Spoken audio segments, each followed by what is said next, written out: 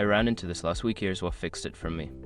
If you're looking to add a debit card to your Santander account, follow these simple steps. Step 1. Log into your account. Open the Santander app or website and enter your login credentials. Make sure you have your account details handy. Step 2. Navigate to payment methods. Once logged in, find the section labeled Payment Method or Cards. This is usually located in the main menu. Step 3. Select Add Debit Card. In the Payment Methods section, look for an option that says Add Debit Card or Link New Card. Click on it to proceed. Step 4. Enter card information. Fill in the required details such as the card number, expiration date, and CVV. Double check for any typos, as this can cause errors. Step 5. Confirm and save. After entering your card information, review everything and click Confirm or Save. You should receive a notification that your card has been added successfully.